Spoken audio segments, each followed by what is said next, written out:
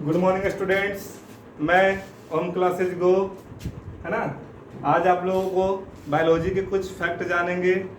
बहुत सारे बच्चों ने कमेंट किया कि सर बायोलॉजी का क्लासेज थोड़ा होनी चाहिए, तो मैंने सोचा कि चलो भाई बायोलॉजी के कुछ फैक्ट देख लेते हैं। जैसे आज हम लोग पढ़ेंगे मानव रक्त के बारे में, है ना।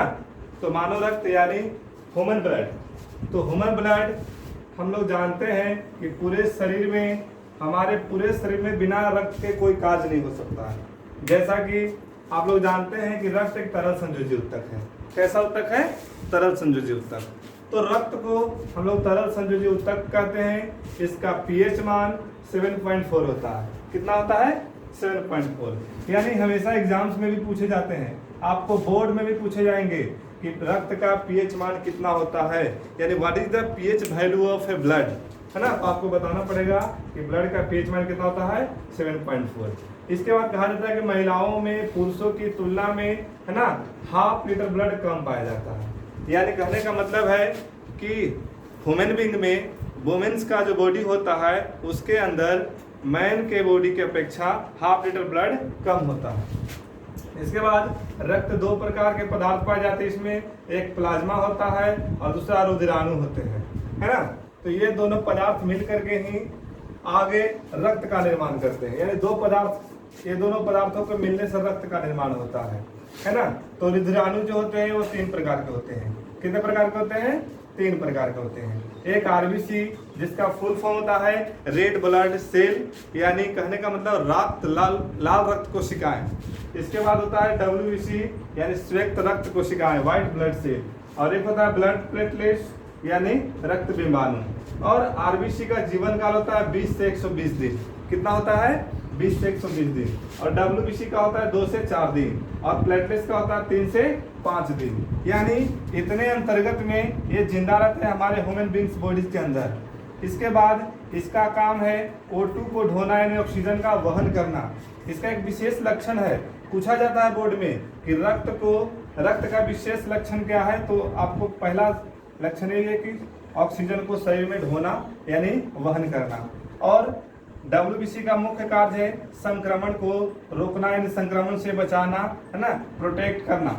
इसके बाद तीसरा ब्लड प्लेटलेट्स से काम है रक्त को, है ना, थक्का जमाना। यानी रक्त को बाहर बहता है तो थक्का जमाने से रोकने का काम ब्लड प्लेटलेट्स करता है। इसके बाद कहा जाता है मानव शरीर में, है ना, मानव शरीर में भार का 7% रक्त होता है। यानी कहने का मतलब है कि जितना अपना वजन होता है उसका जस्ट 7% ब्लड हमारे बॉडीज के अंदर पाए जाते हैं। और प्लाज्मा में, है ना, प्लाज्मा में कंटेंट्स जो होते हैं वो 90% आपका जल होता है, 7% प्रोटीन होता है और 0.9% लवण होता है और 0.1% ग्लूकोज होता है और शेष अन्य पदार्थ होते हैं। यानी इतने सारे मिल करके प्लाज्मा का निर्माण करते हैं। इसके बाद रक्त का मुख्य कार्य क्या है? तो ताप का नियंत्रण करना, यानी कंट्रोल द टेम्परेचर, है ना। रक्त को थक्का बनाने में मदद करना, ऑक्सीजन, CO2 यानी कार्बन डाइऑक्साइड, पचा हुआ भोजन या उत्सर्जित पदार्थों का संवहन करना। इसके बाद लैंगिक वर्ण में सहायता करना, है ना। यानी ये सब मुख्य कार्य है ब्लड का। प्लाज्मा के शेष भाग को सेरम कहा जाता है ना। प्लाज्मा के शेष भाग को सेरम कहा जाता है। इसके बाद कहता है कि वयस्क मनुष्य में 5 से 6 लीटर ब्लड पाया जाता है। कितना ब्लड पाया जाता है? 5 से 6 लीटर। यानी कहने का मतलब आज हम लोग ब्लड के बारे में इतना जान गए। इसी तरह के नए जानकारी के लिए हमारे वीडियोज को इधर देखिए, एक और छूट रहा है ना, ब्लड ग्रुप। यानी ब्लड ग्रुप कहने का मतलब एक अमेजिंग फैक्ट है, जानना चाहिए कि ब्लड ग्रुप जो होते हैं, है ना, ये 4 प्रकार के होते हैं, A, B और O, है ना। इसके बाद इसका जो खोज किए वो लैंडस्टीनर ने किया 1900 ईस्वी में, और इनको नोबेल पुरस्कार इसी के लिए दिया गया 1930 ईस्वी में, है ना। इसमें 2 प्रकार के एंटीजन पाए जाते हैं जो ब्लड को संरक्षित करता है। तो A और B, उसको कहते हैं A एंटीजन और B एंटीजन। यानी कहने का मतलब इसमें O को कहते हैं सर्वदाता, है ना, AB को कहते हैं सर्वग्राही। इस प्रकार से ब्लड के बारे में हम लोग जान लिए। इसी तरह से अनेक जानकारी के लिए आप हमारे चैनल को लाइक, कमेंट करें, सब्सक्राइब करें। धन्यवाद।